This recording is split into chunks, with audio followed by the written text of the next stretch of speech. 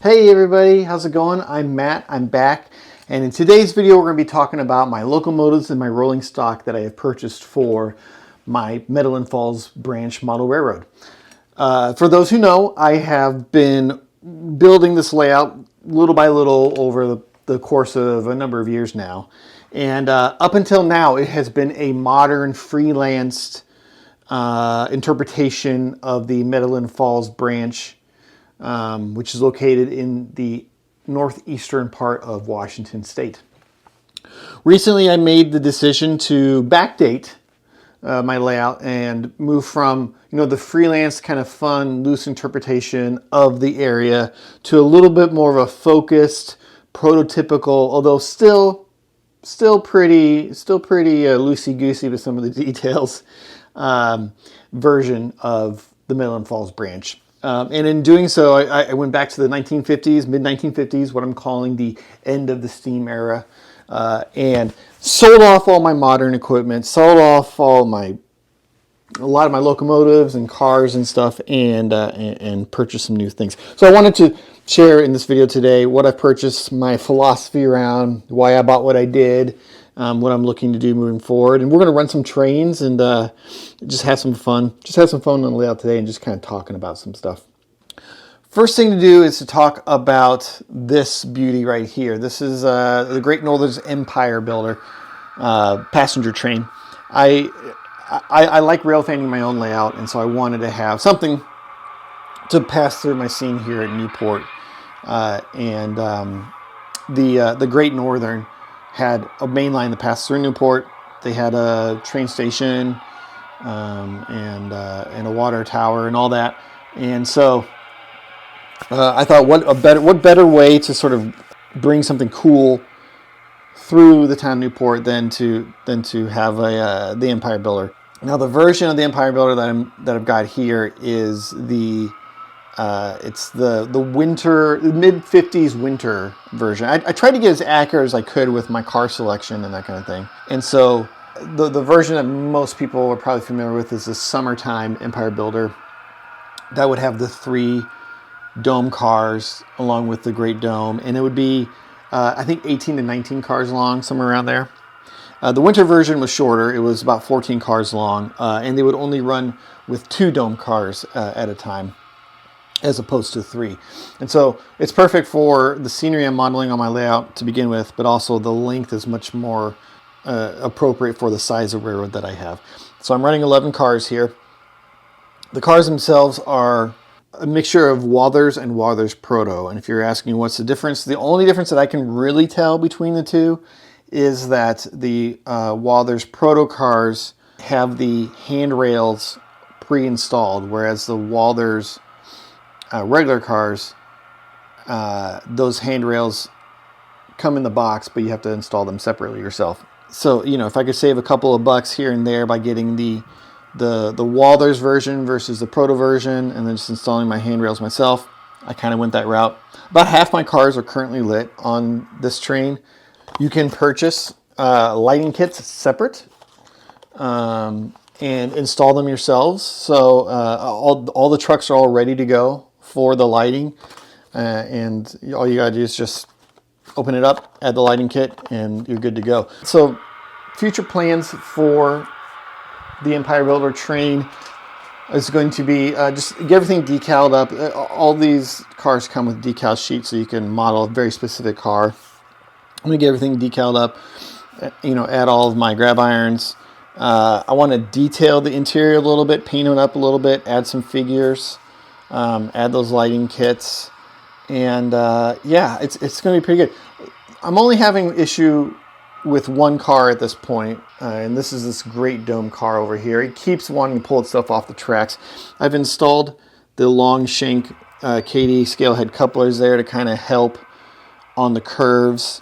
I think I'm going to have to just add a bunch of weight to this thing just to keep it sitting on the tracks, because it keeps pulling itself off the track.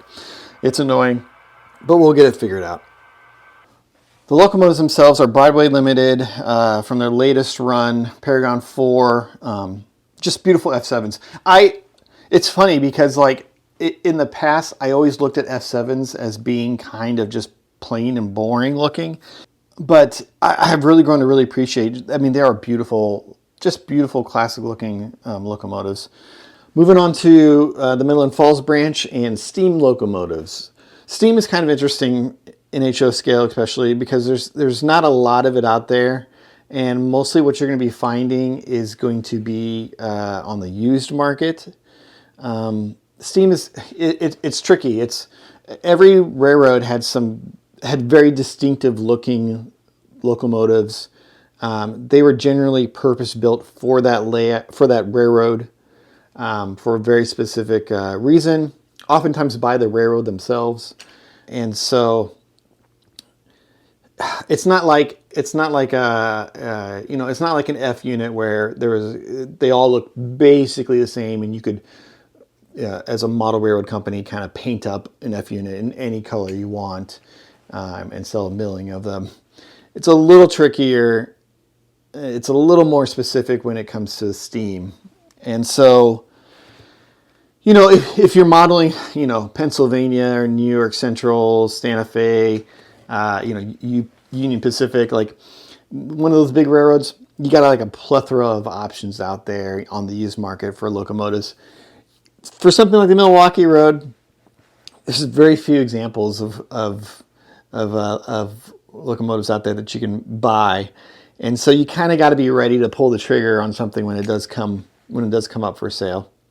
There is some brass out there, and it's expensive. You're going to have to do some work to it. I'm not comfortable with that yet.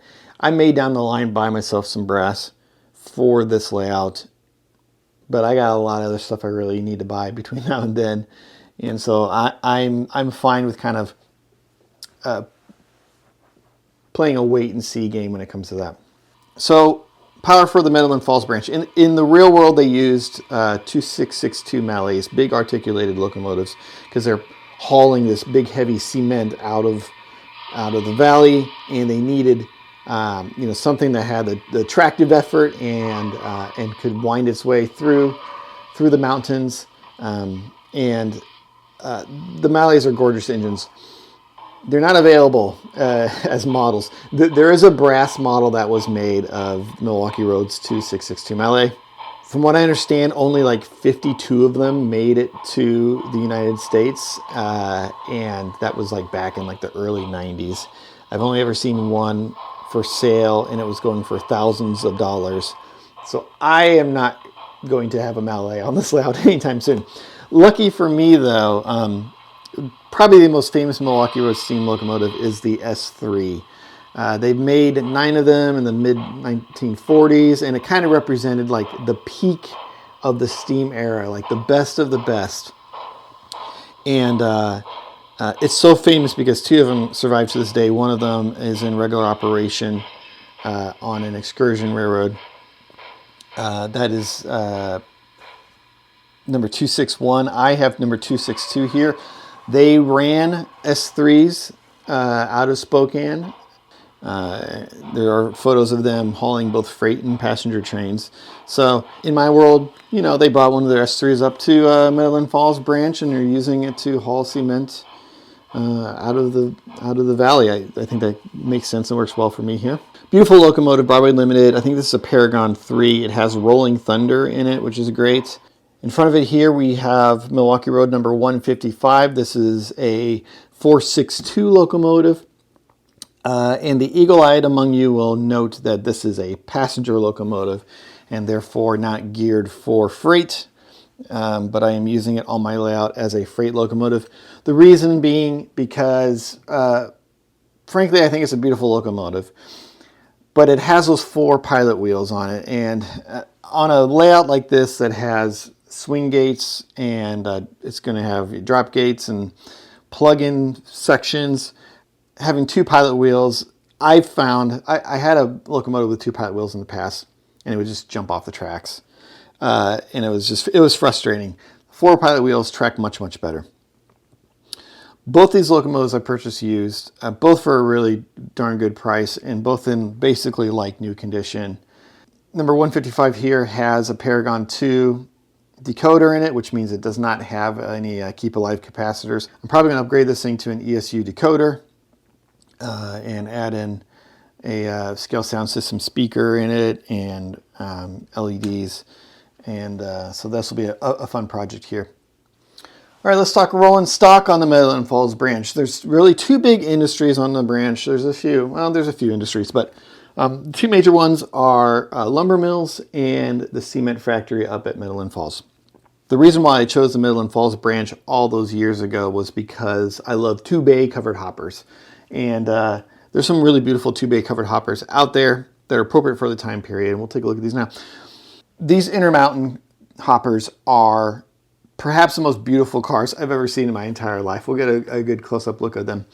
But they are very lovely, just extremely well made, beautifully detailed. I love the square hatches. I love the see-through sort of sides on them. All the additional detailing with the couple of cut levers and the stirrups and everything going on there. The etched metal roof walks. Absolutely beautiful cars. These things are definitely the stars of the layout. Along with the Intermountain covered hoppers, we also have KD covered hoppers, which are absolutely beautiful as well.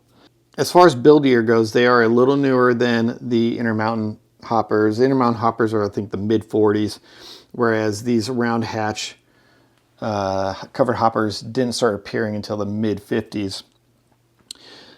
So technically they are after, so the Milwaukee Road stopped running steam in 55, and the Milwaukee Road round hatch covered hoppers weren't built until 56, which is why I'm saying that my era is the mid-50s. I'm not really putting a number on it.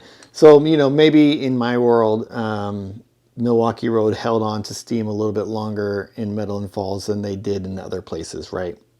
We'll just go with that. It's close enough. It works for me. But along with those KD cars, we also have a couple of Athearn covered hoppers as well. These are for the Great Northern. But seeing these cars being pulled behind my steam locomotive is just a really, really awesome sight. As far as boxcars go, most of my boxcars are borrowed currently from my other layout, my 26th Street station. But I did purchase some of these Milwaukee Road ribside boxcars. These are made by Exact Rail. They've been out of production for a number of years now. On this backtrack here, you'll see some flat cars. The lumber companies would have used flat cars to haul, large sheets of lumber and that kind of thing. Mostly they were putting stuff in boxcars, but you would see flat cars as well. So I've got a few examples here. These are Intermountain flat cars. This right here is an old Athearn kit that when I was buying some other cars, I saw this one. It was real cheap. It was like $10, but whoever had it before me added these bunks along the side and weathered it up really nicely. It actually looks pretty good. I replaced the trucks, replaced the couplers as well. Overall, just a really nice looking little model here. And I got it for a really decent price, being that it was kind of old and needed some TLC. Another big advantage of the 1950s is cabooses. I love me some cabooses, and I've got a pair of them here. These are Walthers, I believe. I purchased them separately, and you can see there's a little bit of a color difference there in the orange, which I'm not too worried about. I'm going to weather them up. They add a nice little bit of operational interest to a model railroad, so it's great to have a couple of cabooses for the Metaline Falls branch. And one of my most recent purchases here are these Denver and Rio Grande drop bottom gondolas. This is a kit by Red Caboose, and it looks to be a pretty darn nice kit. Lots of little details and stuff on this. I think this is going to end up looking really fantastic when it's done. From my understanding, Denver and Rio Grande had sort of exclusive rights or whatever to supplying the Metaline Falls branch with all their coal needs, and so I need very specific cars, and as far as I know, this particular kit right here is the only is the only one out there that really matches the time and the place that I need. But I'm perfectly happy with that. I think more cars should come as kits. I think we've kind of what's the word I'm looking for? Spoiled, I guess, for all these cars that are beautifully detailed right out of the box. I think model railroaders could stand to build a few more kits from time to time. So I'm really happy to have these cars. I got 3 of them for now, and I'll probably end up getting a few more in the future. Let's run up the line to Metaline Falls and take a look at what I've got up there.